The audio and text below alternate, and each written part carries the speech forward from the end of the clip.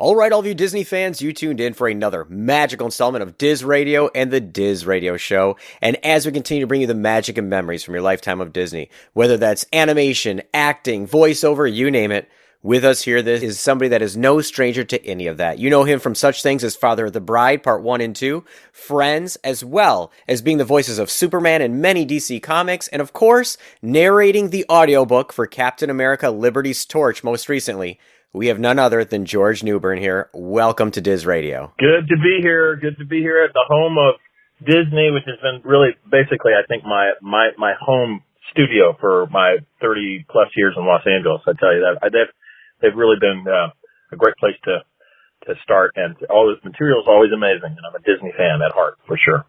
Well, you know, and you've been part of so many of these projects with Disney that continue to go on for so many, you know, it gets passed on from generations to generations. I guess, how did you get started into acting as a career? Like, is this just like lifelong love, or how'd you land this as a career? I grew up in Arkansas, in Little Rock, Arkansas, and I started doing children's theater at the local children's theater, and then did musicals and traveled around the country doing musicals during the summers. And then I went to Northwestern to study theater, and just sort of kind of was immersed in it there, and kind of decided at that point, wow, I'm just going to at least give this a shot and see if I can, you know, make a living at this. And ended up getting flown out to Los Angeles for the screen test for Back to the Future when I was a junior at college. And I was down to the very end. I didn't get it, but man, it was a confirmation that I needed to kind of move to California as opposed to New York, which I thought I was going to do. So I moved to LA, and the rest has been sort of an amazingly crazy ride. Good, bad, frustrating, fantastic. You know, all of the above. But my first big jobs were with Disney. I did a Disney TV movie called Double Switch when I first got there, about a rock star and a normal guy, and they switched places. And then I did Adventures in Babysitting, which is another Disney thing. And so then further down the line, I did Father of the Bride, and so it just it's been a great company. Well, you know, and with that too, like you said, it's one of those where you were like, I have to move to California. You were part of all these great Disney classics. And you've been part of so many films now that have these iconic status that get referenced in other TV shows, pop culture. What is it like knowing you're part of all of these like classics? Well, it's kind of incredible. I also we can talk about it later on, just I think, but I've been voicing the voice of Superman, which is also another iconic voice. It's not a Disney situation, but I have, for whatever reason in my career, I've been really fortunate to do and stumble into sort of really iconic and classic parts in animation and on screen. And I don't know, man. I live under a lucky star, I think. You know, I don't know any other way to describe it, but it's been good for my kids to be able to have some fun things to say their dad does, you know, that's for sure. Well, definitely, you know, and it's going to live on forever. And of course, like you said, you got to portray Superman, you know, of course, iconic symbol, truth, justice, the American way. How was it landing that role? And like, I'm going to be Clark Kent and Superman. I had no idea. Honestly, it was just another audition. I didn't realize it was going to turn into literally, I think, an 18 or 19 year run at this. So I had no idea I was going to an audition, and I got it. And I thought it was just going to be like a movie, like an animated movie, and it turned into a series. And when the series went for 4 years, and then it was, I've done all the games and, animated games and motion capture, and I'm doing another DC Universe next week or 2 weeks from now for the online game for Superman. So, and I go to conventions to meet fans for Superman, and that's been a blast. And then now the Captain America thing, which is pretty cool, and the other universe. I feel a little guilty that I'm cheating, but you know, it's fun. Well, and speaking of that, of course, you know, Captain America, Marvel has exploded all over the map, of course, and, you know, Captain America, Liberty's Torch. What is it like, you know, being behind the mic, bringing this story to life? So when people are driving, they're in their rooms, you name it. I mean, I know both my boys out of my 4 kids just love listening to audiobooks. What is it like bringing this to life? Yeah, you know, my audiobook sort of it's one of the sort of the arrows in my quiver for the things I do. I do a lot of different things, and the audiobook part of my day, which is, usually 3 or 4 days a week. In the morning, I'll just jump in the booth and I'll work. And it's probably the hardest thing I've done, and in many ways the most rewarding, because it's so solitary, and you're sort of I don't know if you've seen a picture of it's called something, the guy who's got the drum in the front with his knees, and he makes the cymbals, and he beats it with his hands, and he can play all the instruments in one thing. It's called something. I don't know what it is. But I feel like that's what being an audiobook narrator is a little bit like. You're having to direct, you're having to research, perform, and in a certain way produce, but not necessarily. I mean, you're shaping it. So, but it's a solitary thing. It's a solitary event, and it's very, very difficult, but really rewarding, because you don't have a lot of people telling you, hey, now let's do that take again, or how about from a different angle, or blah, blah, blah. It's you catching yourself and helping you get the best you can out of every character and moment in a book. And specifically doing Captain America was great, because I tried to think of, and I always do this with audiobooks, I try to think of people driving in their car, where they're stuck in traffic, or, in their kitchen, cleaning dishes, listening to a book. And you have to kind of, and it's something for me I have to really focus on. You have to really slow down and let people hear the words, see the image, absorb the story. It happens about 35 to 40% slower in audio form than it does visually. Just your brain processes it, because you hear something and you imagine it. So you have to just slow down. So it's a different art form, really, than on camera or regular animation or any other commercials or anything. It's really its own animal. So, well, and with that too, then, because it is so different. Do you go ahead and read the entire book in advance yourself, just so you can really encompass what it is and know how you're gonna tackle it? Well, no, I honestly I try to stay as busy as I can, but I'll get a 400-page book, and literally there's not enough time to read 400 pages of every book that you get. If I've got one every week, I wouldn't be able to sleep or eat or do anything. So what I do is I break it down, and you do the research, and you, especially in a fictional book, you find out who the main characters are, break down the characters, find out the story, the plot. And as you go along, if you have a question, you just have to scan. You're sort of researching a lot when you go, you're sort of researching as you go in many instances. I can't possibly read all of them all the way through every time. There's just no time, but you do your homework, you do your homework like anything. So, what you don't want to do is get caught proverbially with your pants down halfway through, and you find out a character, that has a Scottish accent. And you're like, oh God, what have I done? So,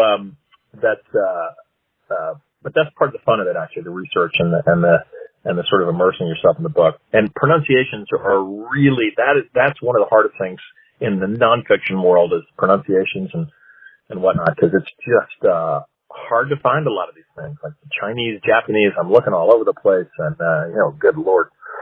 But anyway, Captain America, there's not a lot of pronunciation issues, thankfully. Well, and what is it like when you got approached to do Marvel, where you're like, all right, this is a huge, cinematic universe, comic books, you name it. Were you just as excited to be part of the Marvel universe now? Of course. I was thrilled. I'm thrilled. I hope I get to do more. I've loved this, Spider-Man, Iron Man, Captain America. It's so incredibly relevant now, at least in the feature film world, more so than the DC world. I don't know why they're two different products, honestly, but the Marvel, recently the Marvel movie world is so exciting and so at the vanguard of what they're doing, in special effects and production design and the classic stories, how they continually, I don't know, how they keep doing it without getting stale. So I think it's really neat. So in the audiobook version of the Marvel world, I look forward to more. I think it's a blast, and it's in many ways it's at least this book, Liberty's Torch, was kind of sort of a way for the fans to sort of get back to the origins, the Avenger origins, and it's good for, I think, diehard fans to sort of go back to where it all began and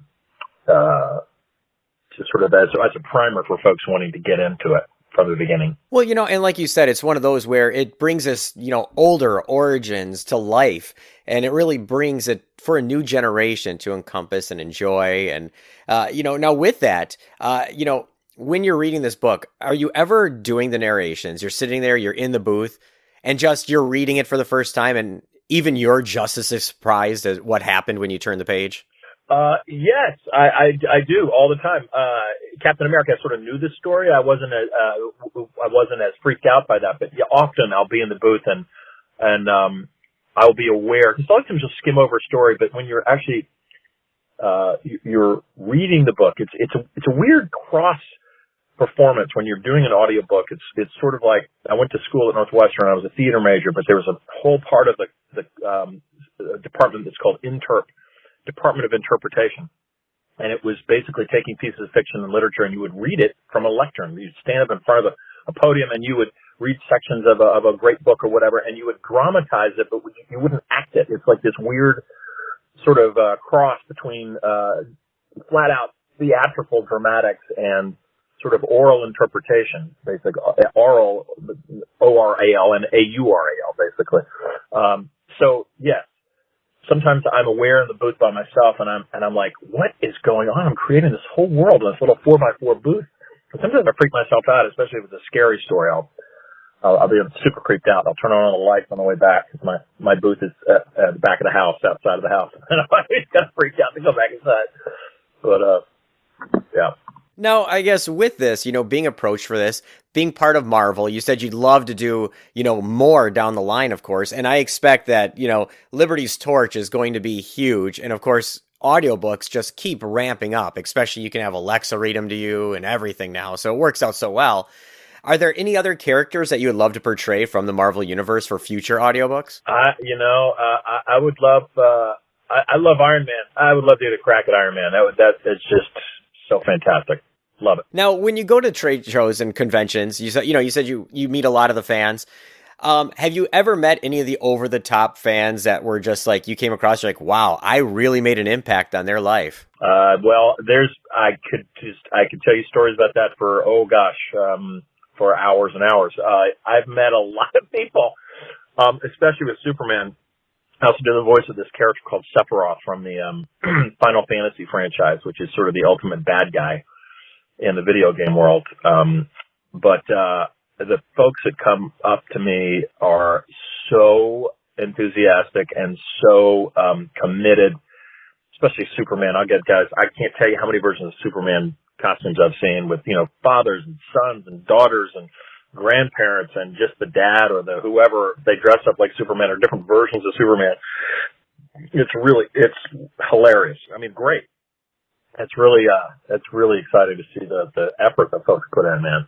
It's unbelievable. They know the episodes way better than I do. I have to refresh myself and think, wait a minute, which one was that? I've done so many, I can't quite ever recall exactly what it is they're talking about. I have to get refreshed. Well, I guess with that, we know you're really busy. So many different things going on, of course. Now, everything from Adventures of Babysitting, Friends, Father of the Bride, Dadnapped, of course, Captain America, Liberty's Torch right now, current audiobook that everybody can listen to. For everybody out there listening in whose lives you've touched, do you have any final words you'd like to leave out there for those fans? Well, I would just like to say I thank you so much for all the fans that have followed me over the last 30 years, and this new audiobook chapter in my career has just been a blessing and such a fun thing to do. And I hope that you guys enjoy more books, more movies, more animated series, more television shows. I did Scandal for 7 years for ABC. That was a blast. I just look forward to doing more and different characters for everybody. And I appreciate your support. Well, it was our pleasure having you stop in, George. Take this time this morning, chat with all of us. And I'm looking forward to hearing, seeing, and so much more of you in the future. You betcha. Thank you, man.